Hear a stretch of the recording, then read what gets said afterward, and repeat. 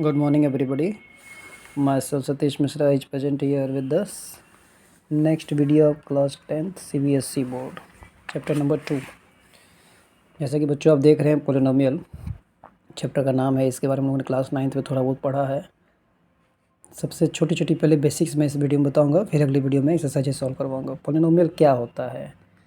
जो वेरिएबल्स होते हैं हमारे बच्चों, वेरिएबल्स जो होते हैं वो एक तो उस पर माइनस नहीं आना चाहिए और फ्रैक्शन में नहीं आना चाहिए। कहने का मतलब क्या हुआ? जैसे मान लीजिए मैंने लिखा 3x power -2 plus 2x plus 6, ये एक पॉलिनोमियल नहीं है क्योंकि देखिए यहाँ -2 आ गया। सिमिलरली अगर मैंने ये लिखा 2x प्लस 3/x, ये भी एक पॉलिनोमियल नहीं, क्योंकि ये जब x ऊपर जाएगा तो -1 आ जाएगा, x के पावर में -1 आ जाएगा, ये भी एक पॉलिनोमियल नहीं है। सिमिलरली मैंने लिखा 3√x प्लस 2x प्लस 4, ये भी एक पॉलिनोमियल नहीं है कि जब इसका हम लोग रूट हटाएंगे तो पावर 1/2 चला जाएगा। तो आई होप सब को क्लियर होगा कि पॉलिनोमियल कभी सिंपल रहे, इंटीजर्स रहे, पावर में इंटीजर्स भी नहीं कहिए, होल नंबर्स रहे, नेचुरल नंबर रहे, तो हम लोग उसको पॉलिनोमियल कहते हैं। और पॉलिनोमियल में देखिए एक वर्ड आता है डिग्री। डिग्री की जब हम लोग बात करते हैं तो डिग्री में क्या होता है? जो मैक्सिमम पावर होती है, मैक्सिमम पावर जो मैक्सिमम पावर होती है, कहने का मतलब ये हुआ कि जैसे मान लीजिए मैंने लिखा 3x power 3 plus 4x² plus 5, ये है। अब आप देख सकते हैं कि मैक्सिमम पावर कितनी है इसकी? 3 है पावर, तो वही उसकी क्या हो गई? डिग्री हो गई। यानी इस इक्वेशन की डिग्री क्या हो गई? 3। जैसे मान लीजिए ये है,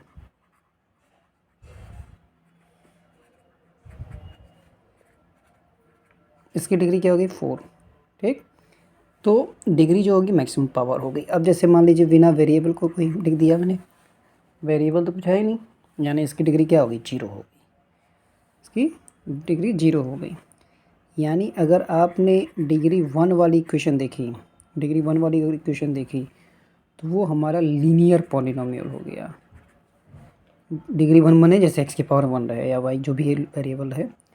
डिग्री 2 देखा तो क्या हो गया? वो क्वाड्रेटिक हो गया। डिग्री 3 देखा तो क्यूबिक हो गया। डिग्री 4 देखा तो बाय क्वाड्रेटिक हो गया, ठीक है। ये होता है इस तरह से। अब आगे देखिए, जैसे हम लोग पढ़ेंगे इसमें पढ़ा, जैसे एक इक्वेशन में लिखता हूँ। मान लीजिए हमने लिखा y = 2x plus 3, y = 2x plus 3 मैंने एक इक्वेशन लिखा। अब इसको ज्योमेट्रिकली हमको रिप्रेजेंट करना है, जियोमेट्रिक रिप्रेजेंटेशन करना है। देखिए जियोमेट्रिक रिप्रेजेंटेशन का मतलब होता है कि इसको हम लोग x और y के टर्म में ग्राफ पे दिखाएंगे। अब ग्राफ पे दिखाने का मतलब क्या हुआ? अब देखिए पहले इसको पहचानिए कैसा पॉलिनोमियल है। तो देखिए x की पावर में 1 है, y की पावर में 1 है, यानी मैक्सिमम पावर 1 है, यानी कैसा पॉलिनोमियल हो गया? ये लीनियर। तो याद रखना है बच्चों, जब भी लीनियर पॉलिनोमियल का ग्राफ आप ड्रॉ करेंगे स्ट्रेट लाइन आएगी। चलिए मैं एक आपको ग्राफ ड्रॉ करके दिखाता हूँ ग्राफ पेपर पे। जैसे हमारे पास y = 2x प्लस 3 है, y = 2x प्लस 3 है, y = 2x प्लस 3 है। ध्यान से देखिएगा बच्चों, मैं जानबूझ के इसी में सॉल्व कर रहा हूँ। y = 2x प्लस 3, तो हम लोग क्या करेंगे? x की 2-3 वैल्यू लेंगे। एक बार 1 ले लिए, थोड़ा सा कफ हमको हो गया इसलिए खांसी हो रही है। x = 1 जब लिए तो y की वैल्यू क्या हो गई? 2 × 1 प्लस 3, तो 2 प्लस 3 यानी कितने आ गई? 5 आ गई। आई होप सब लोग को क्लियर होगा। इसी तरह जब x की वैल्यू 2 लिए तो y की वैल्यू कितनी आ गई? 2 × 2 प्लस 3, 2 × 2 = 4 प्लस 3 7 हो गया। अब एक x की वैल्यू -1 ले लिया जाए, 2 × -1 प्लस 3 यानी क्या हो गया? -2 प्लस 3 यानी 1 हो गया। तो हमने जब इसकी वैल्यू लिखी तो हमारे पास वैल्यू क्या क्या आ गई? मैं यहाँ पे ये बना दे रहा हूँ या आप रफ पे करेंगे, मतलब यहाँ पे ग्राफ करके दिखा दिया हूँ, लेकिन आप इसको रफ पे करेंगे। एक्स और वाई लिया, एक्स और वाई लिया, एक्स की वैल्यू जो हमने -1 लिया, या पहले यहाँ से 1 लिया तो वाई की वैल्यू 5 आई, ठीक। एक्स की वैल्यू जब 2 लिया तो वाई की वैल्यू 7 आ गई, और एक्स की वैल्यू -1 लिया तो वाई की वैल्यू 1 आ गई। चलो इसको ग्राफ पे प्लॉट करते हैं। आप स्केल का यूज करेगा, मैं रफली इस तरह से ड्रॉ कर दे रहा हूँ। मान लीजिए यहाँ पे से मैंने एक ग्राफ ले लिया, ठीक है। ध्यान से देखिएगा, पहला है 1 5, देखिए यहाँ पर ओरिजिन 1 1 2 3 4 5, ये आ गया हमारा 1 5, ठीक।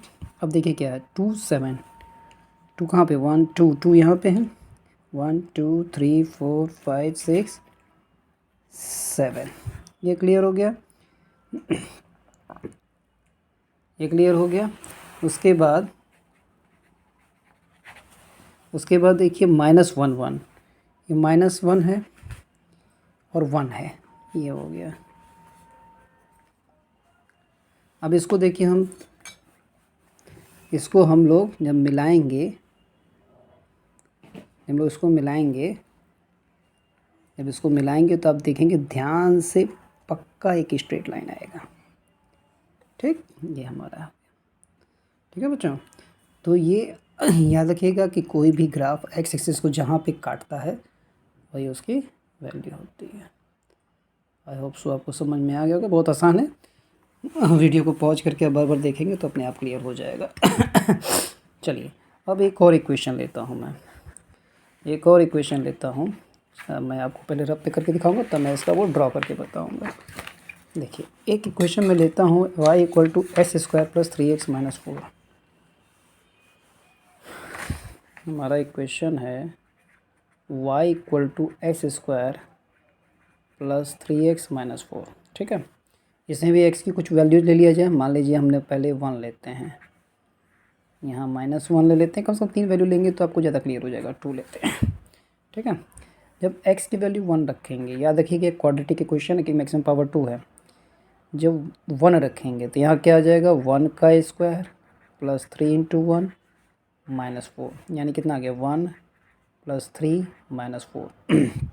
ध्यान से देखिए बच्चों, 1 का स्क्वायर 1 1 1, 3 × 1, तो आपने जब ध्यान से देखा तो 4 - 4 ये कट के क्या आ गया 0 आ गया। अब -1 रखते हैं, -1 रखेंगे तो -1 का स्क्वायर -1 - 4, -1 का स्क्वायर में 1 आ जाएगा, -3 - 4, 1 - 7 - 6 आ गया, तो -1 पे -6 आ गया। अब ज़रा 2 रखते हैं, 2 का स्क्वायर + 3 × 2 - 4, किस में रख रहे हैं, इस इक्वेशन में रख रहे हैं। 2 2 = 4, 3 2 = 6 -4, 4 4 कट गया यानी 6 बचा, यानी हमारे पास क्या आ गई x और y, हमारे पास 3 वैल्यू आ गई। जो 1 पे कितना आया था 0, -1 पे कितना आया था -6, 2 पे कितना आया था 6 आया था, ठीक। ये हमारे पास वैल्यू जाएगी, कम से कम 3 वैल्यूज रखनी चाहिए। अब देखिए फिर से बच्चे कैलकुलेशन चेक लीजिए, कभी कोई कैलकुलेशन गड़बड़ हो जाता है तो 1 + 3 4 - 4, -1 का स्क्वायर करेंगे तो 1 आएगा, 3 - 3 × -1 -3 -4 -7 यानी -6 आ जाएगा, 4 3 2 = 6 -4 कट, चलिए ठीक। अब इसको हम लोग ग्राफ को कॉपी पे ड्रॉ करते हैं। देखिए ग्राफ कॉपी पे ड्रॉ करना बहुत आसान है।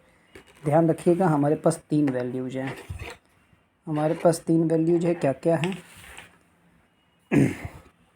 हमारे पास 3 वैल्यूज हैं 1 0 -1 -6।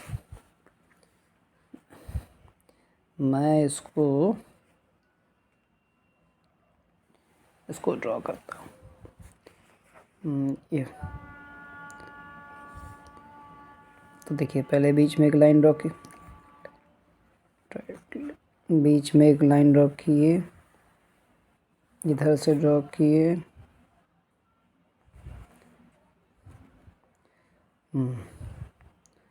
आपको आश्चर्य हो रहा है कि मेरा हाथ छोटा बड़ा कैसे हो रहा है, ठीक। अब देखिए जैसे मान लीजिए हमारा यहाँ पे 0 0 है, ठीक। अब यहाँ पे देखिए 1 0, 1 पे 0, 1 पे 0 यानी 1 पे 0 यानी यहीं पे हो गया। अब -1 पे -6, देखिए -1 इधर आता, -1 पे -6, 1 2 3 4 5 6, -6 यहाँ आ गया। 2 पे 6, 1 2, 2 पे कितना आ गया 1 2 3 4 5 6, 6 आ गया। इसको फ्री हैंड से ड्रॉ किया जाता है। जब इसको फ्री हैंड से ड्रॉ करेंगे बच्चों तो कुछ इस तरह से, और कुछ वैल्यू रखेंगे तो इस तरह से आ जाएगा। तो आप ये ध्यान से देखेंगे कि क्वाड्रेटिक इक्वेशन का जो भी ग्राफ आता है वो पैराबोलिक शेप का होता है, ऐसा शेप होता है। मान लीजिए कोई और वैल्यू मैं रख के देखता हूँ, मान लीजिए 3 रखता हूँ या माइनस में ही कुछ रखता हूँ, मान लीजिए -2 रखता हूँ। तो यहाँ मैं दिखा रहा हूँ -2 का स्क्वायर करेंगे, -2 2 या 4, मैं यहाँ जानबूझ के रख के आपको दिखा रहा हूँ। -2 का स्क्वायर प्लस 3 इंटू -2 -4, -2 का स्क्वायर करेंगे 4 आएगा, 3 2 -6 और -4, -6 -4, तो 2 तो रखा ही था मैंने, -2 रखा, -2 पे भी -2 का स्क्वायर, 3 2 -6 और ये -4, तो ये कट गया हमारा -6 आ गया। देखिए -2 पे -6 आएगा, मान लीजिए -2 -6, देखिए यहाँ से जाएगा ऑटोमेटिक। तो ये ऑटोमेटिक ये इस तरह का ग्राफ आना ही आना है। और जब आप इस ग्राफ को ध्यान से देखेंगे तो पावर कितनी है इसकी, इक्वेशन की ग्राफ में पावर डिग्री 2 है, तो ये एक्स एक्सिस को 2 जगह पे इंटरसेक्ट करेगा। एक्स एक्सिस को 2 जगह पे, जिसकी जितनी डिग्री होती है उसके उतने वैल्यूज होते हैं, उसके उतने जीरोज होते हैं, उसके उतने जीरोज होते हैं, ठीक है। तो आप ग्राफ अच्छे से ड्रॉ करिएगा बच्चों, मैंने तो रफली बता दिया। अब जैसे मान लीजिए ये ग्राफ है, तो बस आपको देखना है कि ये एक्स एक्सिस को कितनी जगह काट रहा है, 1 जगह 2 जगह, यानी इसकी कितनी वैल्यूज होगी 2। यहाँ पे देखिए 1 जगह 2 जगह, कितनी वैल्यू होगी 2। अब यहाँ पे देखिए टच कर रहा है, तो याद रखिएगा कोई भी कर्व्ड लाइन किसी भी लाइन को मैक्सिमम 1 पॉइंट पे टच करती है, यानी इसकी वैल्यू 1 हो गई। यहाँ भी एक्स एक्सिस को 1 जगह टच कर रहा है 1। अब देखिए ये ग्राफ एकदम हुआ तो ऊपर है या तो नीचे, टच भी नहीं कर रहा है, तो इसमें नो सॉल्यूशन नो सॉल्यूशन, यानी वैल्यू के लिए एक्स एक्सिस पे टच करना ही चाहिए, और यही आपका ज्योमेट्रिक रिप्रेजेंटेशन होता है। आई होप सो आप लोग को क्लियर हुआ। ग्राफ अच्छे से ड्रॉ करिएगा बच्चों, ठीक। चलिए नेक्स्ट वीडियो में मिलेंगे कुछ अच्छी क्वेश्चंस के साथ।